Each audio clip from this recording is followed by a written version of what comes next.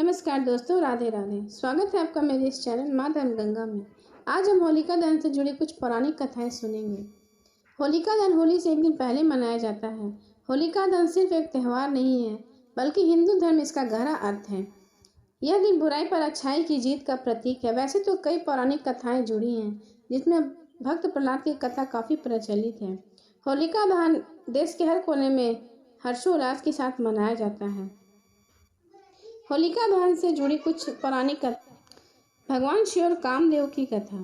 जब भगवान शिव की पत्नी सती ने अग्नि में प्रवेश किया और अपने पिता दक्ष द्वारा भगवान शिव को दिखाए गए अपमान के कारण मृत्यु को गले लगाया, तो वह पूरी तरह से टूट गए थे। उन्होंने अपने कर्तव्य को त्याग दिया और गंभीर ध्यान में चले गए। इससे दुनिया में विनाशकारी असंतुलन पैदा हो गया, जिससे सभी देवता चिंतित हो गए। इस बीच सती का देवी पार्वती के रूप में जन्म हुआ। वह भगवान शिव से विवाह करना चाहती थी, लेकिन भगवान शिव को इसमें कोई दिलचस्पी नहीं थी और उन्होंने उनकी भावनाओं को अनदेखा कर दिया। तब देवताओं ने भगवान शिव को प्रभावित करने के लिए कामदेव को भेजने का फैसला किया, ताकि उनके और पार्वती के बीच विवाह संपन्न हो सके। इंद्र ने कामदेव को बुलाया। उन्हें यह बताया कि राक्षस राजा तारकासुर को ऐसे व्यक्ति द्वारा ही मारा जा सकता है जो शिव और पार्वती का पुत्र हो। इंद्र ने कामदेव को भगवान शिव के प्रेम जगाने का निर्देश दिया, ताकि वह पार्वती से शादी करने के लिए राजी हो जाए। कामदेव अपनी पत्नी रति के साथ अपने कार्य को पूरा करने के लिए भगवान शिव के पास गए। उस स्थान पर पहुंचने के बाद जहां शिव भगवान अपने ध्यान में लीन थे, तभी कामदेव ने पत्नी पार्वती को अपनी सखियों के साथ आते देखा। ठीक उसी क्षण भगवान शिव भी अपने ध्यान और समाधि से बाहर आ गए। कामदेव ने भगवान शिव पर अपने कान बाण से प्रहार किया, जिसका उन पर गहरा प्रभाव पड़ा। भगवान शिव पार्वती के अद्भुत सौंदर्य पर मोहित हो गए और उनका हृदय उनके लिए प्रेम से भर गया। लेकिन साथ ही वह अपने व्यवहार में अचानक आए बदलाव से हैरान थे। भगवान शिव ने अपने चारों ओर देखा। उन्होंने देखा कि कामदेव हाथ में धनुष बाण लिए बाईं ओर खड़े हैं। अब उन्हें पूरा विश्वास हो गया था कि यह वास्तव में यह कामदेव नहीं किया। अत्यंत क्रोध में परिणाम स्वरूप भगवान शिव ने तीसरी आंख खोल दी और कामदेव को भस्म कर दिया। कामदेव की पत्नी रति फुट फुट कर रोने लगी। उन्होंने शिव से अपने पति को जीवित करने की गुहार लगाई। उसके बाद देवताओं ने भी भगवान शिव के पास जाकर उनकी पूजा की और उन्हें बताया कि कामदेव की गलती नहीं थी। उन्होंने उन्हें तारकासुर की मृत्यु का रहस्य भी बताया। तब देवताओं ने उनमें कामदेव को एक बार फिर से जीवित करने का अनुरोध किया। तब तक भगवान शिव का क्रोध शांत हो चुका था और उन्होंने देवताओं से कहा, कामदेव द्वापर युग में कृष्ण और रुक्मणी के पुत्र के रूप में जन्म लेंगे। संबर का नाम का राक्षस उसे समुद्र में फेंक देगा।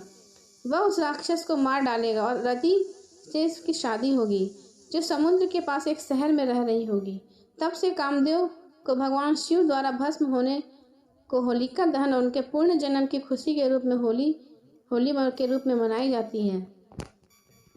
भगवान शिव और पूतना की कथा। एक प्रचलित कथा श्री कृष्ण और पूतना नामक राक्षसी की भी है। जब भगवान कृष्ण गोकुल में बड़े हो रहे थे, मथुरा के राजा कंस ने उन्हें खोजने के और मारने की कोशिश की। कंस ने कृष्ण से मिलने तक सभी बच्चों को मारने के लिए राक्षसी पूतना को भेजने का फैसला किया। उसने कंस राज्य में सभी शिशुओं को बेरहमी से मारना शुरू कर दिया। उसने पड़ोसी राज्य के भी शिशुओं को मारना शुरू कर दिया। चुपचाप घरों में घुसकर वह बच्चों को उठा लेती। जब उनकी माताएं दूसरे काम में व्यस्त होती थी, वह खेतों में काम करने वाले माता पिता के बच्चों को भी अपहरण कर लेती थी। राज्य के सभी बच्चों को खत्म करने की अपनी खोज में पूतना कृष्ण के गांव पहुंची। वह सूर्यास्त के बाद गांव में दाखिल हुई, ताकि कोई उसे पहचान न सके। जब वहां जाती लोगों को यशोदा और नंदराज के शिशुओं के बारे में बात करते सुनती। नन्हे बालक के रूप में दिव्य रूप को देखकर वह हर कोई मंत्रमुग्ध नजर आ रहा था। पूतना ने तुरंत जान लिया कि यह वही बालक है जिसकी उसे तलाश है। उसने रात गांव के बाहर बिताने और सुबह कृष्ण के घर जाने का फैसला किया। पूतना ने एक सुंदर स्त्री का वेश धारण किया और यशोदा और नंद के घर पहुंची, जहां यशोदा ने उनका अच्छी तरह स्वागत किया। उसने अपना परिचय दिया और यशोदा से अनुरोध किया कि वह उसे कृष्ण को खिलाने दे। यशोदा ने भी सोचा कि सुंदर युवती कोई देवी थी और पूतना के अनुरोध पर सहमत हो गई।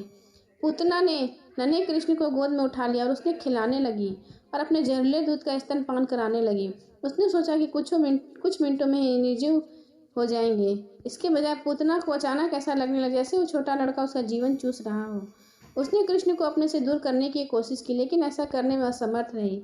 बच्चे को डराने के लिए वह अपने मूल रूप में वापस आ गई और हवा में उड़ने लगी ताकि बच्चा डर कर उसे छोड़ दे, लेकिन सब व्यर्थ था। कृष्ण ने उसे जाने नहीं दिया और अंत पूतना के पूरे जीवन को चूस लिया। पूतना का निर्जीव शरीर भूमि पर गिर पड़ा और तब से ही पूतना जैसी बुराई के अंत के प्रतीक के रूप में होलिका दहन की भी मान्यता है। राक्षसी और धुंधी की कथा। एक राक्षस धुंधी थी। रघु राज्य की राक्षसी धुंधी भोले भाले लोगों और विशेष रूप से छोटे बच्चों को परेशान करती थी। ढूंढी को भगवान शिव का वरदान था कि वह देवताओं पुरुषों द्वारा नहीं मारी जाएगी और न ही गर्मी सर्दी या बारिश में से या किसी शस्त्र से पीड़ित होगी। इन आशीर्वाद से उसे लगभग अजय बना दिया था, लेकिन एक कमजोर बिंदु भी था। उसे भगवान शिव ने भी श्राप दिया था कि वह चंचल लड़कों से खतरे में होगी जो उसे परेशान करेंगे। राजा ने पुजारी का परामर्श किया। उन्होंने बताया कि फागुन की शीत ऋतु समाप्त हो जाती है और ग्रीष्म ऋतु के प्रारंभ हो जाता है। धुंधी को दूर भगाने के लिए यह उत्तम समय होगा। समय आने पर गांव के साहसी लड़कों ने उसे हमेशा के लिए छुटकारा पाने और गांव से भगाने का फैसला किया। लड़कों ने लकड़ी और घास का एक ढेर इकट्ठा किया, उसमें मंत्रों से आग लगा दी, ताली बजाई, आग के चारों ओर चक्कर लगाने लगे।